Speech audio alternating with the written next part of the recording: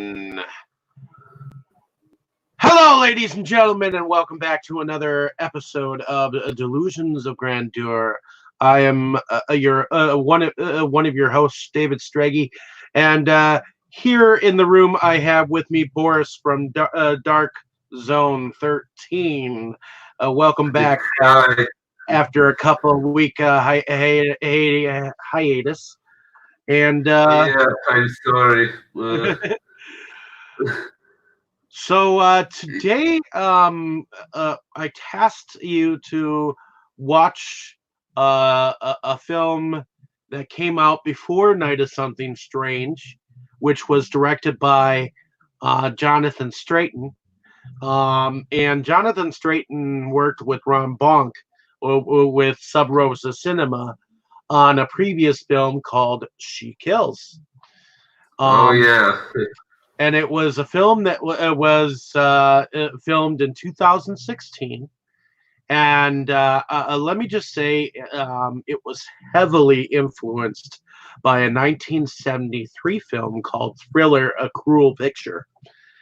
Um, uh, uh, so that being said, I'm just gonna go here and say what IMDb um, says about this film.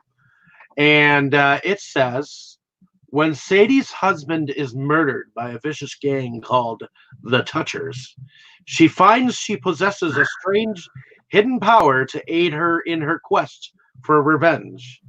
Homage to grindhouse exploitation pictures of the 1970s. So, uh, knowing that, uh, why don't you tell me your first impression of this film when you first saw it, and now once again that you have seen it again? Well, that's an interesting question. As you say, this is not the first time I watched this movie. I actually have it on DVD. Uh, oh, cool. Uh, And actually, yeah.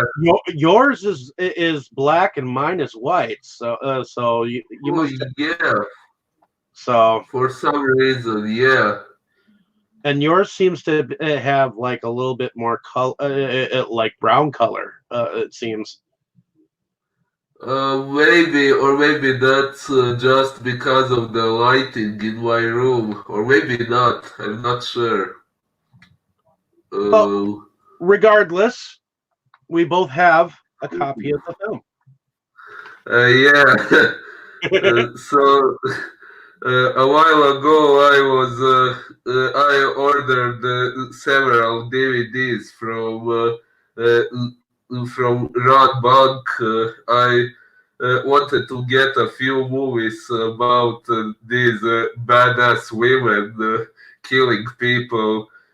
Kind of because of The Seekers, John Bowker's movie, which got me into this concept. So this movie was one of those I bought, and I liked it pretty much. I think my only complaint was that the movie is called She Kills, but we actually have to wait quite a bit until she actually begins killing. So that was my only complaint about it, but it was still pretty funny, especially when Sadie did get all badass and started to take revenge for what was done to her and her husband. And it was a pretty good movie. And one interesting thing I noticed about it is at some point someone was making handmade figures of Sadie, and I think maybe they were even sold on Ron Bonk's website. I'm not sure, but I saw them somewhere, and I think it's not very common for independent horror movies to for characters from independent horror movies to be released as figures, but this one was, so that was pretty interesting. Well, the interesting thing about Sub Rosa Cinema is that Ron Bonk, especially when it comes to his films that he's directed or produced, he tends to like to market it a little bit better, like a Hollywood film, where he'll think, okay, this movie needs shoes, or this movie needs keychains, or let's do this poster here. Let's make an action figure out of this shit. You know, this is something that he did with the House Shark campaign as well, which was much later after a Night of Something Strange, which was directed by the executive producer of this particular film. Uh, he worked hand in hand um, with getting help, and then helping himself. But in any case, that's how the film was marketed. It had a Kickstarter. I don't think I was part of the Kickstarter because that's when I was still getting into Kickstarter and Indiegogo type stuff myself. But Oh, I know that this film has since gotten into family video, and there's a family video copy of the film out there as well, which I believe you can still buy a copy of that particular copy on Sub Rosa Cinema for like $7 or something like that. But oh, in any case, I though I own Thriller, A Cruel Picture, knowing a little bit about the story, it is a similar story. Um, seeing this first and not seeing the other one, I can definitely see that there is a grindhouse feel to this film. And I watched this, and there are similarities between this one and Night of Something Strange, which was done after this one.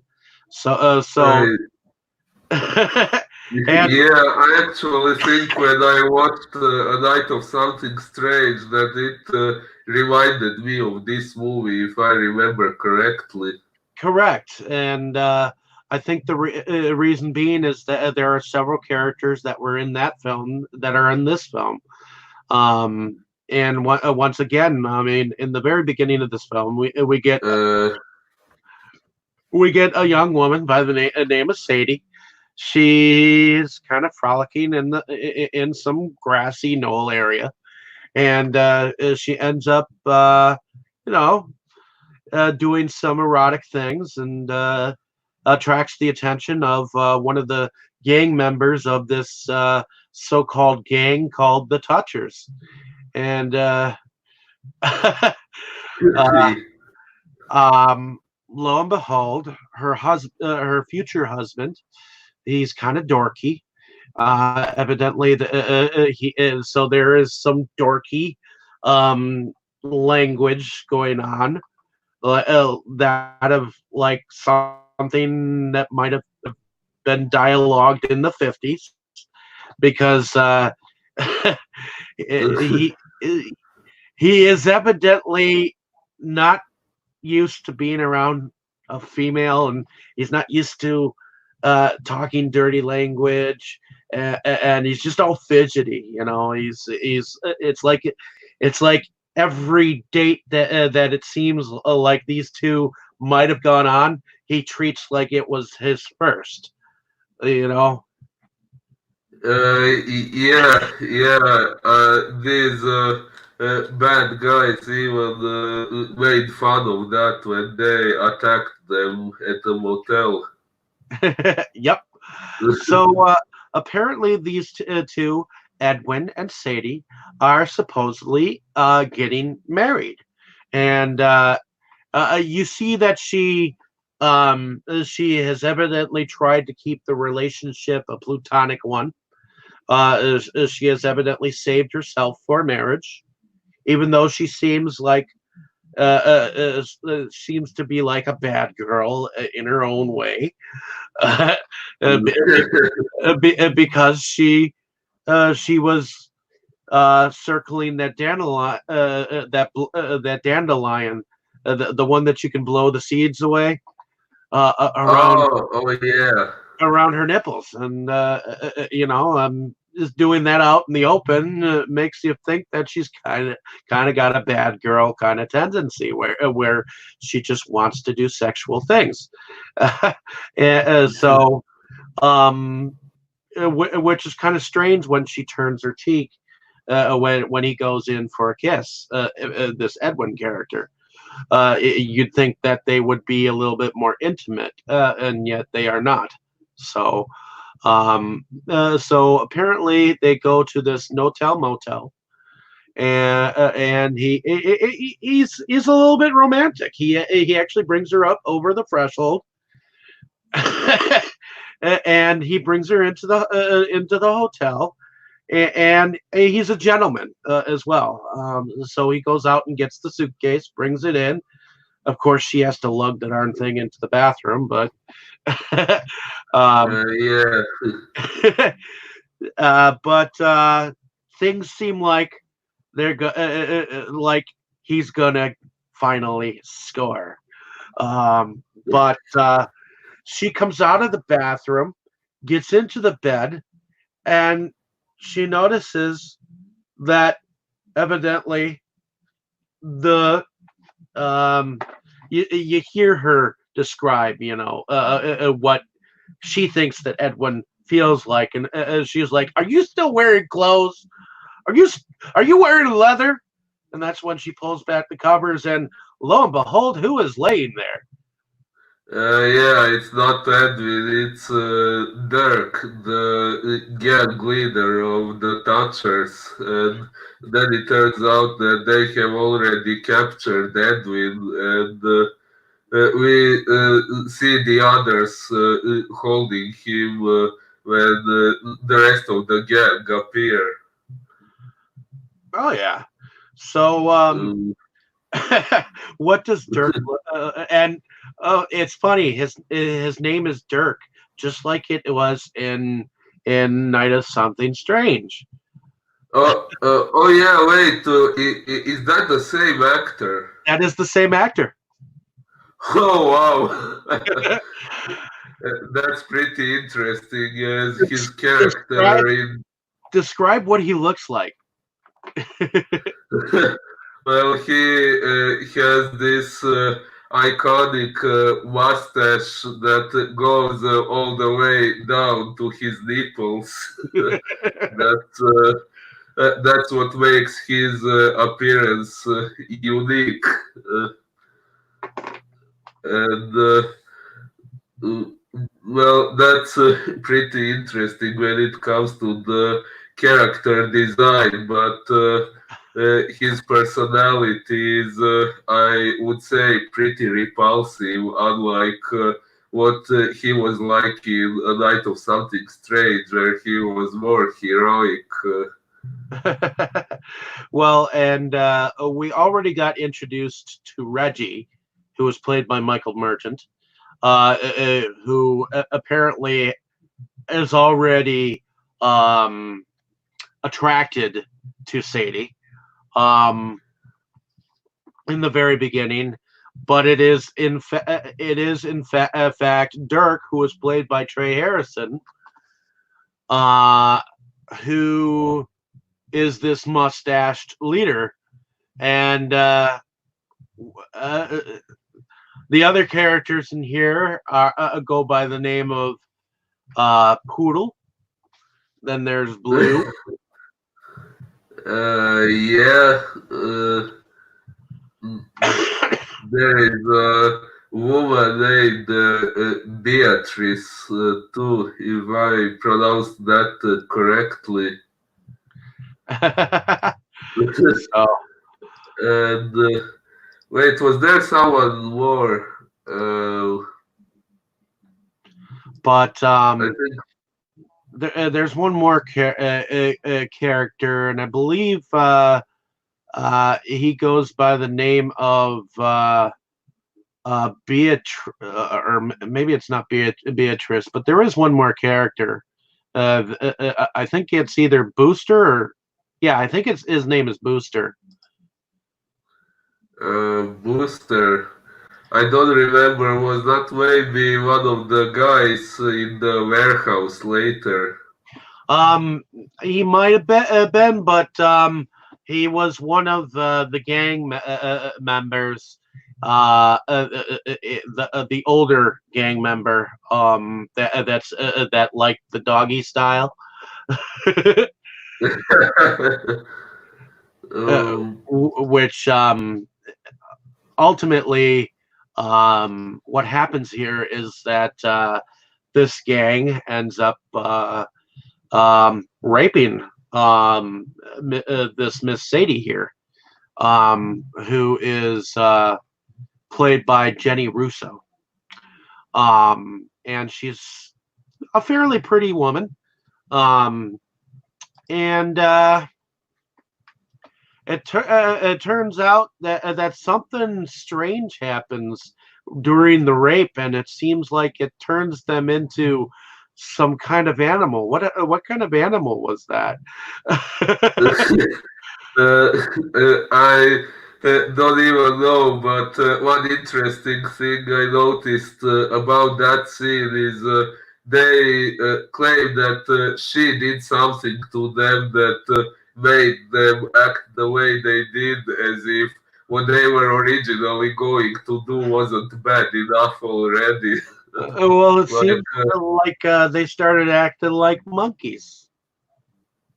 e- well, yeah, but I mean, even if that hadn't happened to them, they would have still raped Sadie and probably killed Edwin, even if they maybe wouldn't have quite eaten him as they did. But Oh yeah, what they were originally going to do was already bad enough. So maybe Sadie didn't change them as much as they claimed she did. well, and that was kind of strange how they turned into monkeys, and all of a sudden they turned into cannibals. Um, uh, it, yeah, it was a pretty nasty scene what they did to Edwin. Although oh yeah, that but that wasn't the first time that you got to see skeleton. indeed. Yeah, I've seen this sort of scenes in some other movies we have discussed before, including A Night of Something Strange. So yeah, and well, I have seen this movie before, so I'm already somewhat used to this type of gore. But yeah, it was. This time I wasn't surprised, but the first time I watched She Kills, yeah, I was pretty surprised by the amount of gore they put in that scene. Yeah, that was pretty gory for the effects that it brought out. So after that happened, she ended up going. Um, was it to her father first, or was it to the gypsy fortune teller friend of hers? No, she went to her father first, and Yeah. that was when we found out that there really was something supernatural about her. Well, like I said in the previous scene, we already saw that the Touchers were bad guys and they were up to no good in the first place. But in the scene with the father, we find out that. There really is something supernatural about Sadie because when her father happens to find her naked, he also goes crazy and tries to rape her. Oh yeah, and then there's definitely some martial arts that seem to happen in this next few scenes that Oh yeah, oh yeah. um, so apparently she has a Chinese brother who ends up coming and trying to save the day, and the father and son have a kung pao moment uh, where they use cats and dogs as weapons. Hey, yeah, that but was but you also get the Godzilla moment where obviously you see the lips are moving and the voices are coming later. oh yeah, I noticed that. Do you maybe know why they did it that that way? that was done on purpose in mockumentary of martial arts films of the day. So that's why there is a little bit of Oh, um, wow, I didn't know that. I don't remember watching that kind of movies before, so I wasn't familiar with that. I'm sorry. well, that's okay. They fixed that problem in Godzilla movies once they put them the DVD. But now I wish that they would actually come out with a full ass set of Godzilla movies where it was exactly like it was on VHS because it was a hell of a lot more funny to sit there and watch the lips move and the voices come later. That was part of Yeah. it was part of the enjoyment of the because they didn't know how to dub correctly. They didn't know how to correctly do it at the time, and though it's a little funny, it was bad dubs back in the day. It was cheap dubs that were done on the sly. So to do it this way, it made it a little bit more comical in the film. So. Yeah. Yeah, I would say maybe this scene with animals was maybe the most shocking one in the whole movie, although also kind of goofy because you can clearly see when they are fighting with the animals that they are actually using plush animals, so it's not. It's not so bad, but the idea is still there, and it's pretty shocking. Well, yeah, because the father he picks up the dog and he just pretty much breaks it in half, and then Yeah, the guts are like the nunchucks. So it's like he's like using this as a weapon, and all of a sudden, of course, you see the cat is obviously this animated toy, and of course Sadie is like, no, not but and so we, yeah, but then but the she's dog just the dog gets put back together a little bit later on, and it just slips out the hallway, down and out the door, and then gets hit by a car outside. So it's yeah, yeah. Why did it have to end that way? Poor dog. of course you hear the dog going, ow, ow, ow! And it's like, but anyways. Yeah. So after what did you think of that scene? Did you enjoy that scene for some, or were you shocked when you first saw it? Well, I was kind of shocked actually. I have to say I usually don't like animal cruelty in movies, but in this one it was different because it's very obviously fake. I mean, as I said, you can clearly see they are using plush animals during the fights. So yeah, it was, I would say, pretty creative. I mean, it did take some imagination to even come up with the idea of something like that happening. Well, and not only uh, he pulled his father's tongue out through the penis, and it's like the two were connected, and he kept throwing him around the wall. The wall. That was pretty hilarious. I mean, Yeah, uh, shocking but funny too. but Yeah. in any case, the brother runs off. She runs off to her friend, which I believe her name is. Let's see. Her name is Casparella. Um, Yeah, yeah. and she goes to her friend Casparella, who seems to own this new age shop. She's kind of a gypsy, and she tells her that she's got this rare form of disease called the fire crotch.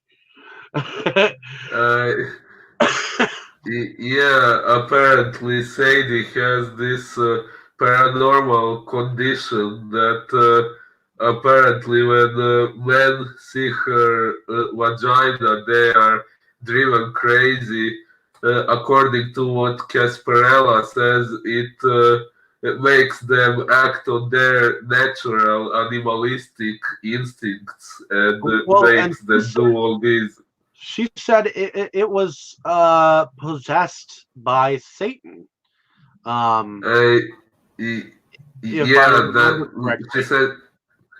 Yeah, she said something like that. Uh, yeah, and then so she offered her. Yes. apparently she went and did a spell where she went and fought against some like mind's eye. It looked like some a big lucid eye. So apparently, maybe she was battling the evil eye. Maybe, yeah.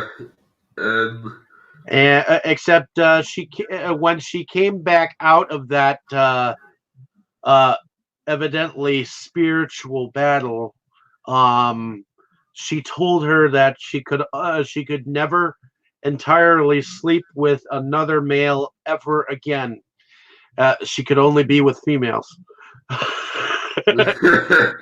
yeah, but in exchange for that, she got these powers that made her able to punish bad people, mostly male people.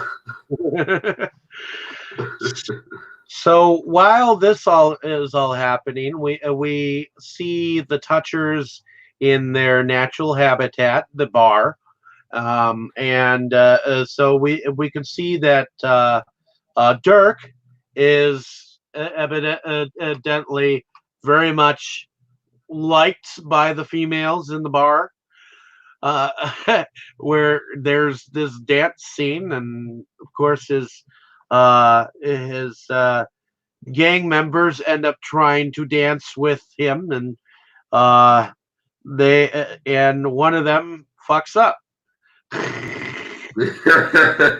Yeah. So he gets pissed. He goes off in search of the chick, and he finds her. What happens? Well, the first one who finds her is Reggie. As far as I remember, Dirk originally wasn't very worried about what Sadie might do. He seemed surprisingly relaxed about what they all had done to her and Edwin, but Reggie was worried and he went after Sadie, and that led to another fight where Sadie's brother got involved too, and Reggie beat the brother up. He beat him to death actually, but then Sadie fought Reggie, and she tore his penis and his bowels out. Yeah, that was an interesting thing because he turned around on him, and then she started to crawl off of him, and she was dragging guts with her. Uh, yeah, it was another nasty scene, although Reggie kind of had it coming after what they all did before. Well, Uh, yeah, and he tried to make himself out to be a victim in the whole process, and she was like, "You know what? I'm sick of you men thinking that you can do whatever you want with women," and she stomps on his piece like it was oh, nothing. yeah, like it was a bug or something like that. But the first time I saw this, I did slightly cringe. Because I wouldn't want any female to step on my piece like that. So, uh, uh, but when she first ripped it out, I could see that it was a plastic penis. So it wasn't like it was totally gross. But uh, yeah, the guts on the other hand actually looked somewhat real. So. uh, indeed. Uh, But yeah, in any case, shortly after that, there is it's like she goes back home. She and she makes an outfit. I think, or is that later? She goes back home. She makes herself up, and to me, the makeup either reminds me of a mime or or um, I don't know if you've ever heard of a series or a movie called The Crow. uh, I heard of it, but I haven't watched it. But her outfit somewhat reminded me of the makeup that some music bands tend to wear. Uh, Yeah, I she was kind of like a gothic chick, kind of in a sense, with mime makeup on, in a sense. This is a slow montage of killing, where she goes into the bar and she literally just takes every single character that did something to her, the chick and the other guy. I think she basically anal rapes the one dude, and then she like takes his head and rips it apart. Oh, yeah, and she also used a piece of a broken glass bottle when she raped one of those guys. What did she do to the blonde chick? I was trying to figure out what she did to her. Do you Uh, remember? I think she wanted to interrogate her and find out where Dirk was because he wasn't with the rest of the gang, and Okay, the yeah, that's right. She kind of survived whole thing because she was driving in the car with Blue, uh, uh, yeah, but while he but she blew, while he did his own blowing. oh yeah, yeah. So they did survive Sadie, but they didn't survive Blue's blowing. Yeah, so Blue evidently had something happen to his stomach, or I know she did something. I know that she did something to Blue because he literally threw her in the fight up against, and you could tell that they used a dummy for that part when she just for a second. And then of course you saw her, Sadie, um, sitting at the or at the other side of the thing, and um, I know that we see her end up saying something to the effects that it's it's okay. He's missing something in his you know what.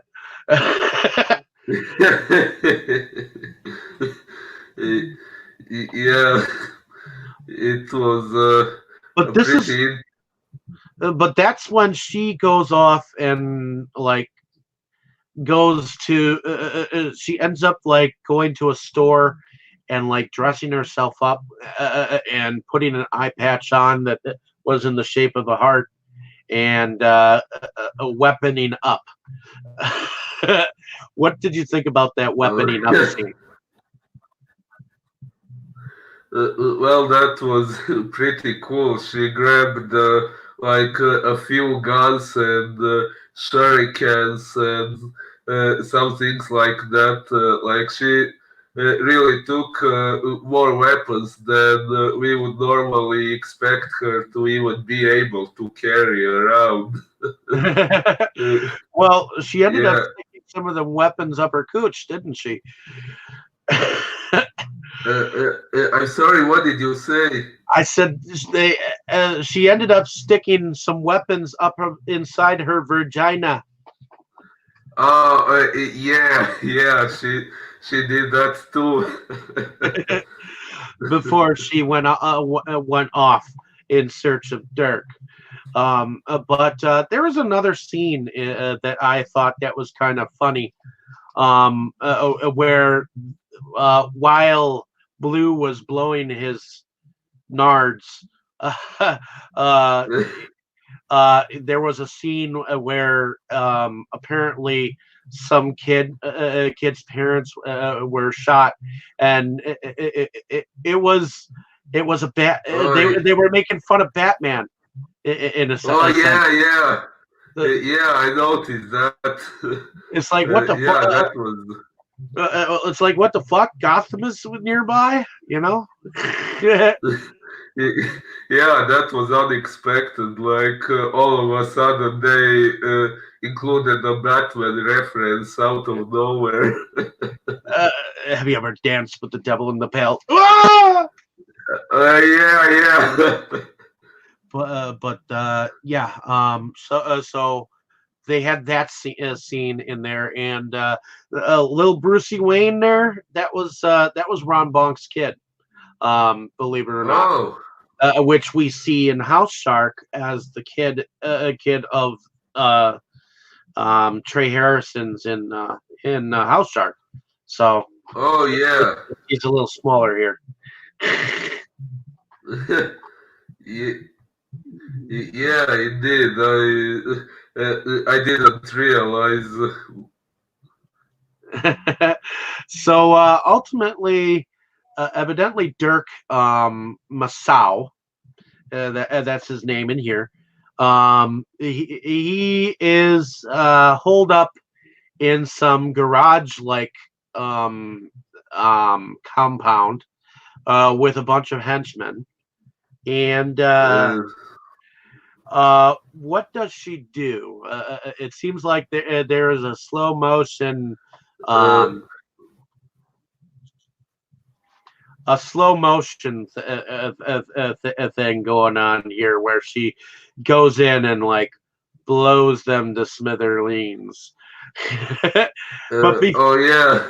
but before that even happens, there is a little scene with with Dirk where he's got to put his thinking pussy on. Oh, yeah, like he has to be having sex with a woman while coming up with a strategy or something like that. Yeah, and Sadie, when she entered the warehouse, she started to fight all those bodyguards he had, which the blonde woman had warned Sadie about before Sadie left, and when she got there, she started to gore those men out in all sorts of ways, usually by ripping their private parts out and stuff like that.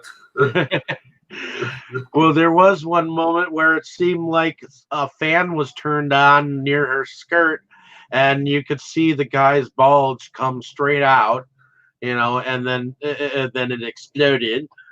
Yeah, Did yeah. you did you notice how little Brucey Wayne kind of ran in front of her for a moment? The little kid who ran in front. It's like I think that was not really supposed to happen, but it did because while she was gunning down some of the people, and there were some moments where she blew holes where the dicks should have been. And right afterwards, you see the little kid run out in front, and that's when another guy steps out. Um, well, well, I noticed little Brucey Wayne actually ran through the parking garage there. So, If I saw it again, I would probably remember it, but right now I can't recall that particular moment. well, I did for some reason. I was like, oh, there he is again. So it's like he's trying to get out of the way of the camera or something like that. A mistake that probably they kept in just for goofy measure. But in any case, she gets past all of these guys, and she ends up in Dirk's lair. And at first he pulls a gun on her, and he's like, "Oh, you killed all my henchmen," and she's like, "But Dirk, I only came for you." But you killed all my henchmen, and she's like, "But they were attacking me first." Yeah, so it's that scene is an example, well, a bit overdone and unrealistic, but it was done that way on purpose, obviously. Like she uses her sex appeal to change his mind from trying to kill her to having sex with her, which is a part of her strategy to kill him eventually. By the way, could you lick me? I don't know how I'll feel because I've never been licked down there before. Yeah, yeah, and he says something like Dirk's tongue is legendary or something like that. There are definitely some lines in here that are one-liners where you could definitely remember some of them for sure. I mean, that was one of them. In fact, I think that's one of my favorite lines besides one that she says right after she kills Reggie.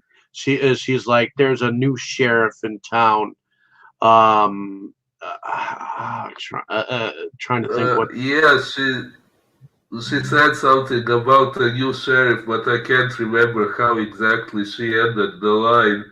The first time I watched this movie was more than a year ago, so I watched it today for the second time. So yeah, I don't quite remember all the details. Yeah, I think she said there's a new sheriff in town, and this girl's meat flaps are something or other, and just the way that she says it is just so deadpan.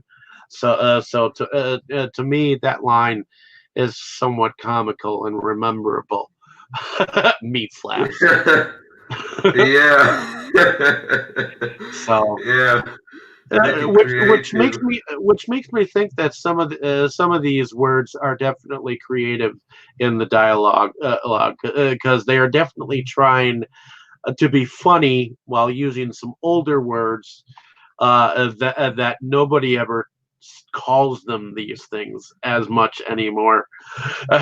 Yeah, yeah, I wonder. In the opening credits, I remember reading that the movie was based on a novel, which I haven't read, but now I wonder if they were using that sort of vocabulary in the novel too. Would be interesting to see if it. Let's see. It was. Let's see. Writing. Well, Ron wrote this story. Just seeing if it was a novel. Well, maybe it was based on a novel, and it just isn't showing who wrote the novel. At least on IMDb. So, but Uh, I'll have to rewatch it just to see if it says that. In any case, well, I guess it's based on a novel, folks.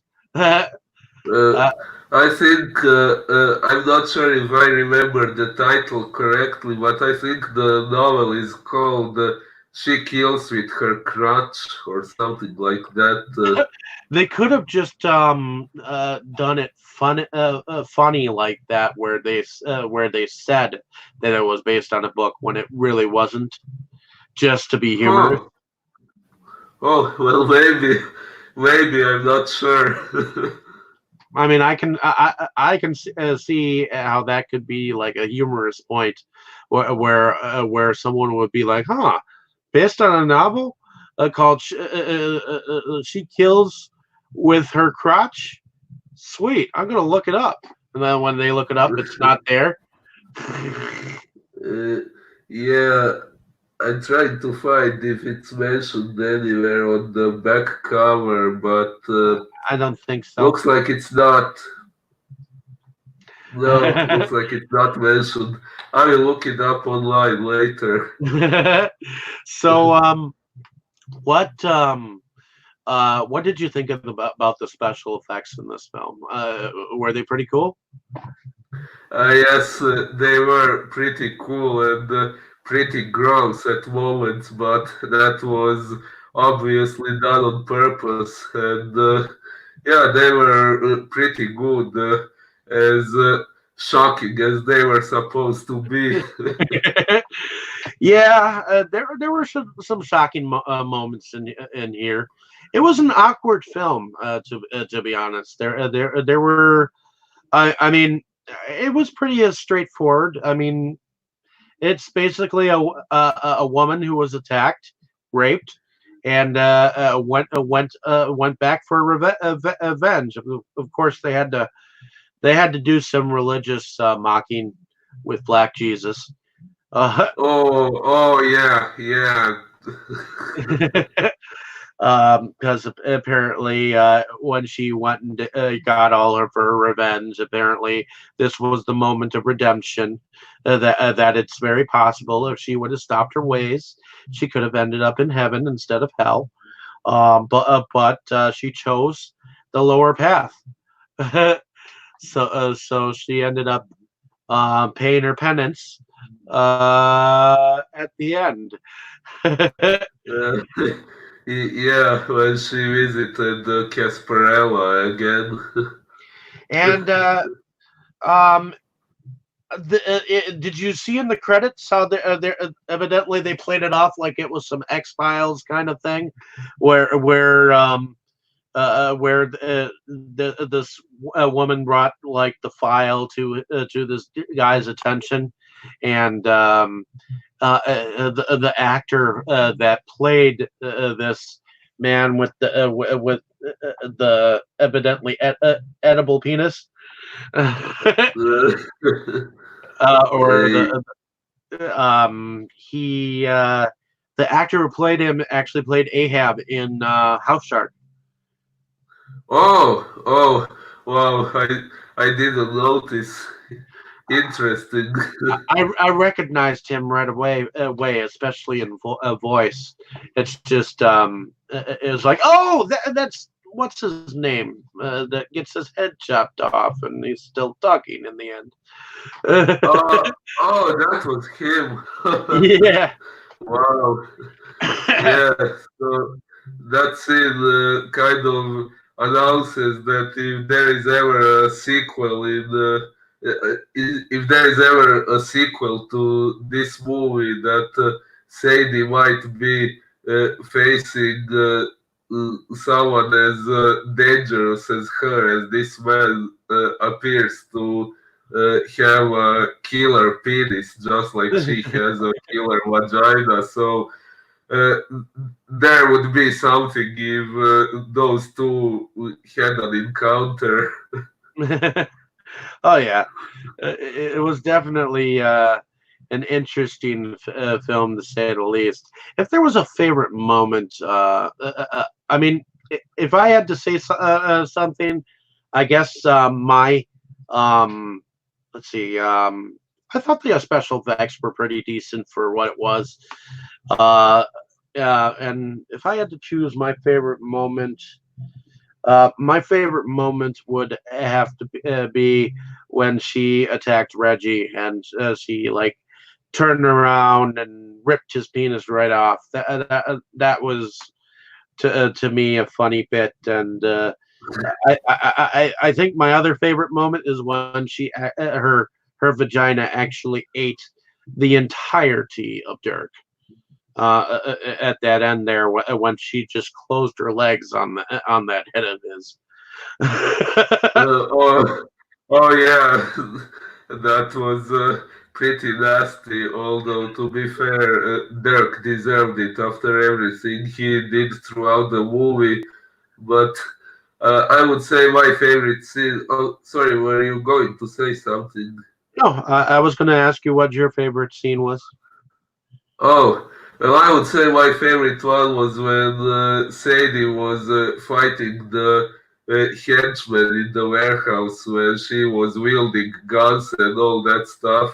And I liked her outfit in that scene: the red dress, the white jacket, the eye patch with a heart, and the guns and stuff. She looked pretty badass and cool there. So I would say that was my favorite scene. She did look pretty badass, but especially with those guns for a moment. I mean, that was to me that kind of reminded me, the two guns kind of reminded me of like something that you'd see in like Resident Evil or something to that effect. Or uh, um, I mean, she was a strong female character in this film, so. uh, Indeed. I mean, she ended up being more of a badass than the narcissistic looking way that she originally seemed to be. You know, all about herself and her beauty.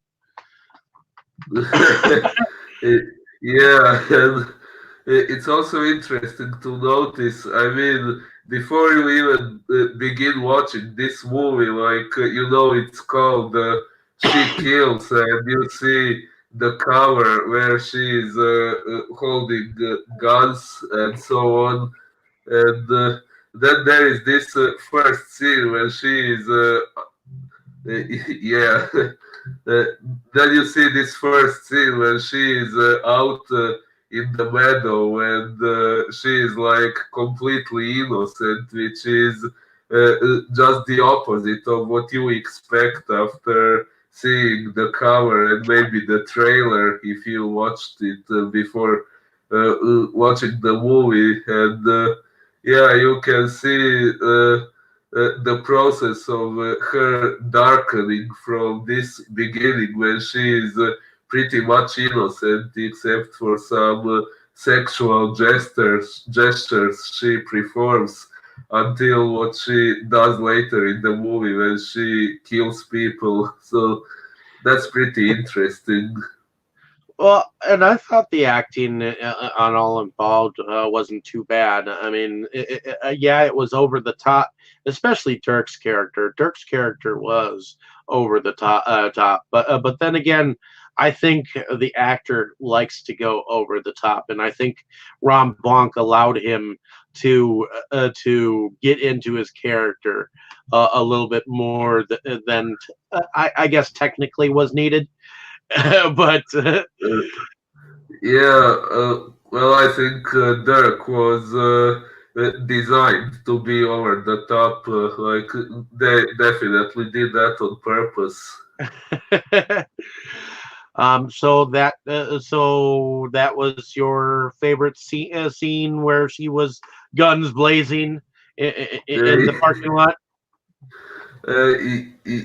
In the parking lot, no, I mean in the garage or in the Yeah, warehouse when she was fighting all those men that were announced by the other woman saying that she would have a hard time getting to Dirk because of all the henchmen she would have to fight beforehand, and the scene when she is fighting those henchmen is and pretty badass, and she seems to take care of them like nothing. yeah, yeah, that's what makes it pretty cool.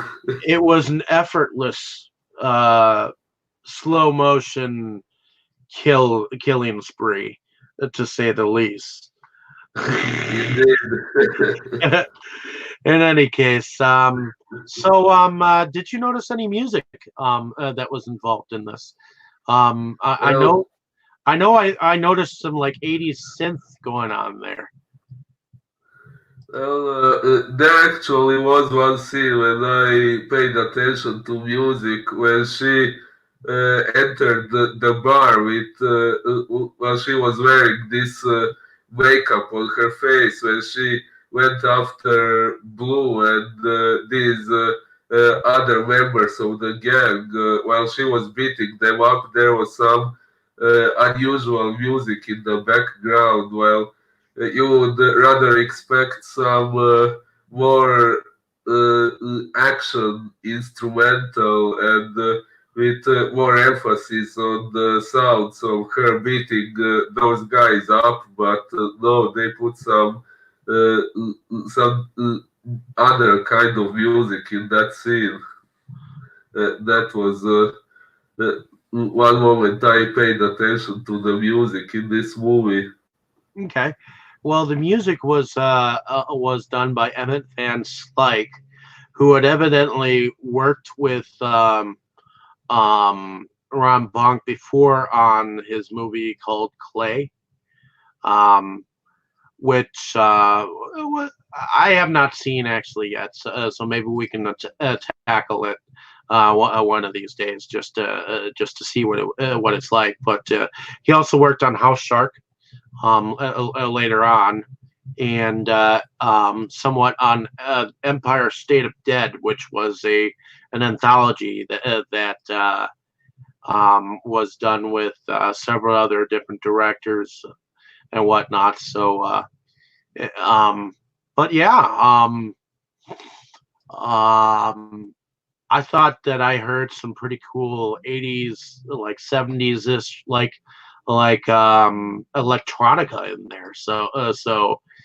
Especially during the martial arts scene, I heard some Oh. music in the background during that particular scene that particularly sparked my interest.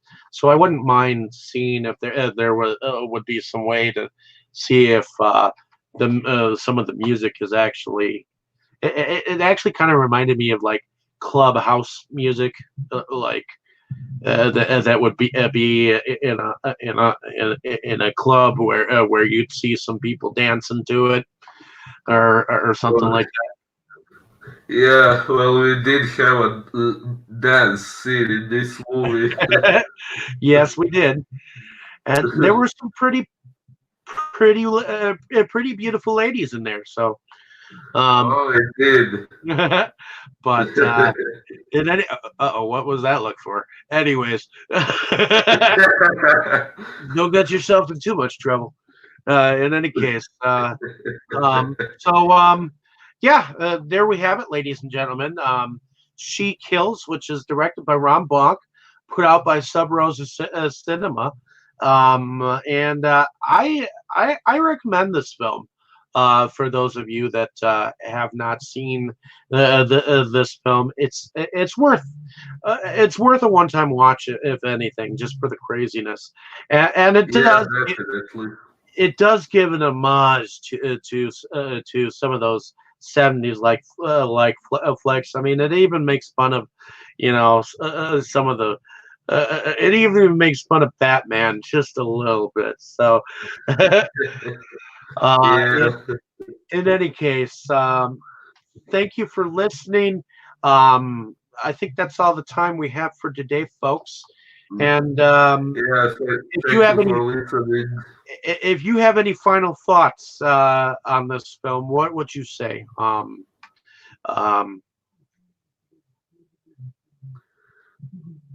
Phew, well, I would like to say I wonder, as in the credits they mentioned there would be a sequel to this movie, which maybe it was a joke, but maybe not. And if they ever make a sequel, I will be interested in seeing it. It would be pretty fun.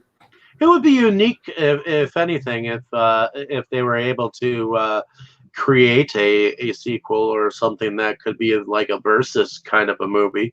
I could see that with this film, and hopefully that the special effects might even look a little better than that was done in here. I mean, you can only do so much with whatever budget that you're given. So, um, Yeah. but in any case, like, share, and subscribe, ladies and gentlemen, and definitely check out some more stuff. We're gonna let you know next time what movie we are going to watch. In fact, I think we're going to start with one of Joe Sherlock's features. Oh, cool. To be honest. So once I get a chance here to discuss it with my friend Boris here, we'll let you know what's going to be in stock for next week or the following week if we decide to do another week hiatus. But we are back in business, ladies and gentlemen, discussing some of these films. So thank you so much for listening, and don't have too much fun.